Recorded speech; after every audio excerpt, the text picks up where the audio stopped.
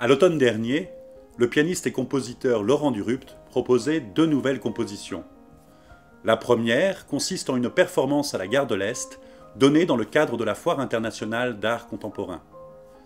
La seconde, intitulée Hip-Hop Algorithme, est une commande d'État présentée au public lors du festival Marathon à la Gaîté Lyrique. Nous étions présents aux deux. C'est donc tout naturellement que nous avons désiré en connaître davantage sur cet ancien pensionnaire de la Villa Médicis, valeur montante de la musique contemporaine. Place au duel.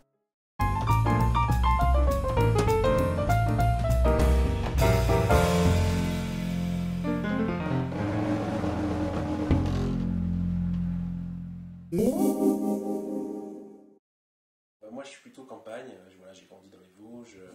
J'aime beaucoup l'espace, j'aime beaucoup le calme. Je vis avec quelqu'un qui aime beaucoup la ville. Du coup, effectivement, cette dualité-là, aujourd'hui, elle est bien au centre de nos questions. Alors, pour l'instant, c'est la ville. Est-ce que dans 6 mois, ce sera encore la ville? Suspense. Alors, je vais essayer de répondre. Je ne vais pas griller mon joker tout de suite. Je vais répondre un peu plus précisément. En fait, c'est une lutte, en tout cas, c'est sûr, entre les deux. C'est-à-dire que la composition, ça demande énormément de temps. Et c'est surtout un temps, c'est assez curieux, en fait, c'est une gestion très différente du temps. Le compositeur ne peut pas, ou en tout cas très difficilement, en fait, anticiper sur le temps exact qu'il va falloir pour faire aboutir un projet. C'est-à-dire qu'il n'y a jamais de fin, en fait. Même si on a terminé 2 mois avant, on a envie de retoucher, on a toujours envie de retoucher, toujours. Au piano, c'est très différent. Quand j'ai un concert à telle date, je sais exactement combien de temps il va falloir pour monter le programme, et je me trompe quasiment jamais. Donc, de ce fait-là, le compositeur a un peu tendance à avoir toujours le dessus sur le pianiste, et c'est là où il y a vraiment cette lutte difficile à gérer des fois.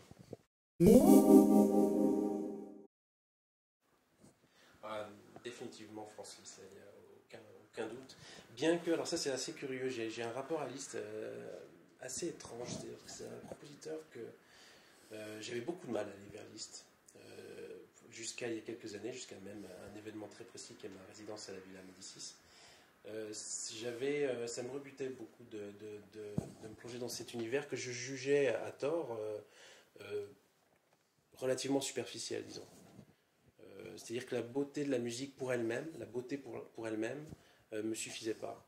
Et ayant vécu 1 an et demi à Rome, où la beauté est dans chaque coin de rue, j'ai appris que, oui, cette jouissance de la beauté, j'ai appris à en jouir moi-même. Et du coup, aujourd'hui justement, j'ai joué l'année dernière la 2e année de pèlerinage, j'ai refait la première année cette année, je suis à fond dans la liste. Contemporain, en fait, c'est un terme assez curieux. J'ai l'impression, je pense toujours que le terme contemporain appliqué à la musique a été inventé par ceux qui ne voulaient pas de musique contemporaine, ou en tout cas qui refusaient tout un tas d'expérimentations qui se font dans la musique depuis plusieurs dizaines d'années. La musique contemporaine, finalement, ça ne veut rien dire. En fait. Contemporain de qui, à quel moment? Une musique qu'aujourd'hui on nomme classique a été contemporaine à une certaine époque. Donc pour moi, c'est un terme contemporain qui ne désigne rien. Et pour le coup, musique classique, c'est clairement balisé dans le temps, et c'est un style qui me plaît beaucoup. Alors, je dirais plutôt classique pour le coup. J'aime énormément Steve Reich, mais c'est définitivement Pierre Boulez que je choisis. C'est quelqu'un qui a tellement fait pour tous les compositeurs de ma génération, des générations futures et passées. C'est quelqu'un d'incontournable, en plus avec une humanité et une abnégation finalement, parce que c'est quelqu'un qui a donné sa vie entière aux autres, quoi qu'on en dise, avec une forme d'intransigeance évidemment à certains moments, parce que dès qu'on met un pied dans la politique, parce qu'il y a la politique s'immisce évidemment dès qu'on est à un certain niveau de choix artistique. Forcément, on ne peut pas avoir que des amis.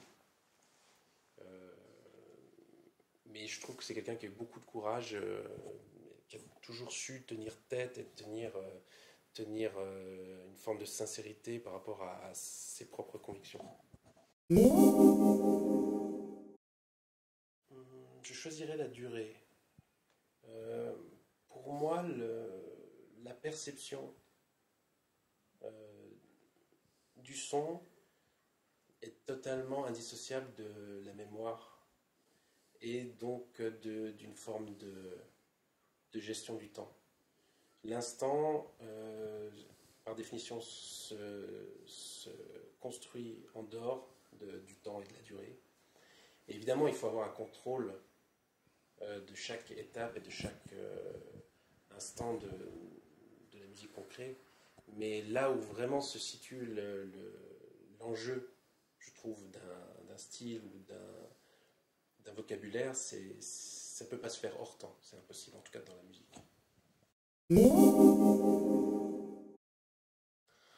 Pour moi, la pulsation est fondamentale. C'est d'ailleurs un élément de vocabulaire, un élément de langage en musique qui a tendance en fait à départager le monde en deux. Et c'est d'ailleurs souvent, on a tendance à repousser une musique parce qu'il y a une pulsation, ou inversement, à adopter une musique parce qu'elle a une pulsation, sans tellement se poser la question de toutes les autres couches de la musique en question. Je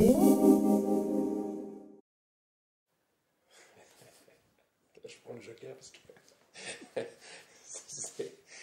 il faudrait au moins une demi-heure là pour trouver une réponse. Donc,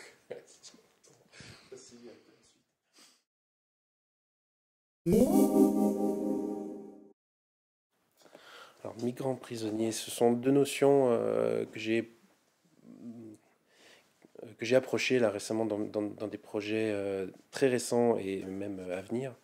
Ce sont deux notions importantes parce que ces deux notions sont deux notions qui permettent qui sont une sorte de miroir finalement de nos sociétés aujourd'hui, de ce qui fonctionne mal, et à la fois au niveau de leur impact, mais même conceptuellement parlant. Et donc j'essaye dans mes projets de trouver finalement comment ces deux notions-là, puisque j'ai utilisé les deux, peuvent avoir une vie musicale, comment dire, propre. Et justement, alors, ce qui est assez curieux, c'est que ces deux choses-là, finalement, elles ont généré deux approches complètement différentes. La notion de prisonnier et de prison, j'ai eu une approche finalement assez théorique. Je me suis beaucoup penché sur la panoptique, sur Michel Foucault, sur des choses qui sont vraiment assez abstraites d'ailleurs, puisque la question de l'emprisonnement et du prisonnier sont des choses qu'on ne voit pas, auprès duquel on n'est pas directement en contact. Alors que les migrants, voilà, il suffit de sortir dans le quartier, voilà, on est tout de suite, c'est même d'ailleurs assez frontal et assez violent quelquefois. Donc je pense que dans les projets que j'ai sur la question de la migration, ça va être, c'est déjà même quelque chose de beaucoup plus charnel. J'utilise beaucoup plus l'improvisation. J'intègre beaucoup plus des vocabulaires qui me sont complètement étrangers. Et c'est une approche finalement plus sensible, justement, puisqu'on parlait de sensibilité tout à l'heure.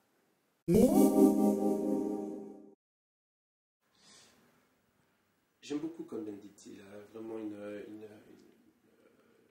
un langage de vérité que peu de gens ont aujourd'hui et qui est absolument nécessaire. Maintenant, j'ai un immense respect pour Pasolini et pour à la fois son engagement, mais même, je dirais, sa clairvoyance. Il a été à une époque où quand même on avait déjà un fascisme rampant des médias et une emprise terrible en fait sur toutes les couches en fait de la société, notamment en Italie. Et il était tout seul, à critiquer. Il a beaucoup bavé pour ça. Et alors c'est quelqu'un qui a vraiment je parlais d'abnégation tout à l'heure avec Boulez, mais alors là c'est une figure christique presque. Enfin, sauf si pour parler de Pasolini, ce serait un peu curieux de dire ça, mais je crois quand même.